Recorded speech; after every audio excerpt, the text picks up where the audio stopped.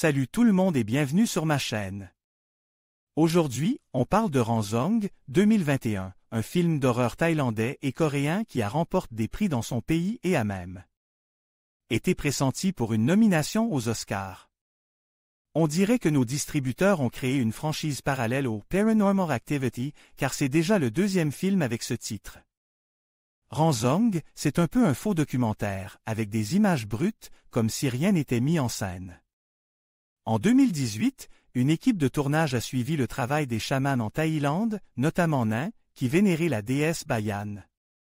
Personne ne sait vraiment qui est cette déesse, mais elle est vénérée depuis longtemps dans le village. Seules les femmes peuvent devenir chamanes.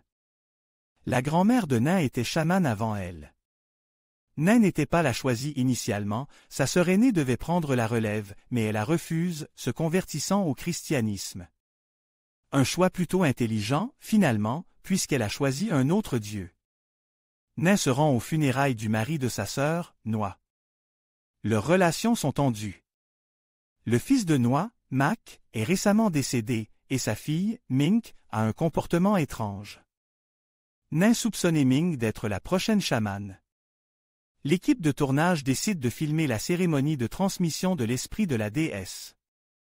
Après une tentative de suicide de Mink, Noa accepte le rituel. Mais il semble que ce n'est pas Bayan qui possède Mink, mais un autre esprit, peut-être celui de son frère, qui s'est suicidé à cause d'une relation incestueuse avec sa sœur. Noa est prête à tout, même à abandonner sa religion chrétienne, un prix à payer pour son salut passe? Mink s'enfuit, réapparaissant un mois plus tard. Après sa découverte par la tante de Nain, la tête de la statue de la déesse est brisée. Mink est clairement possédé, et l'esprit affirme être Bayan. Un chaman plus expérimenté sentit révéler que plusieurs esprits se sont unis en un seul, puissant démon.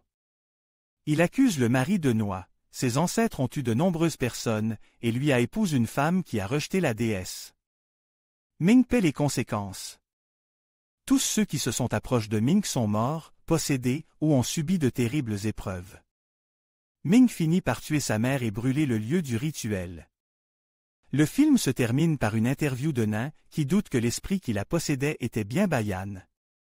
Nain est décédé, peut-être de désespoir, ou tué par l'esprit.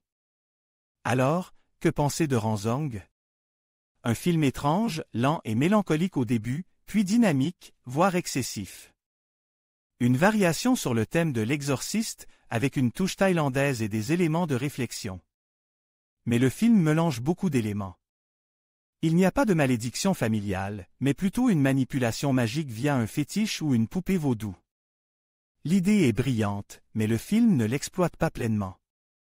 La punition pour le refus de sa mission est aussi un point discutable.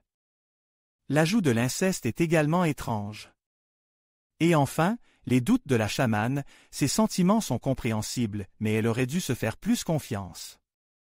Un film colore et original, à voir pour ceux qui aiment les films d'horreur avec une réflexion plus profonde. Il y a matière à discussion.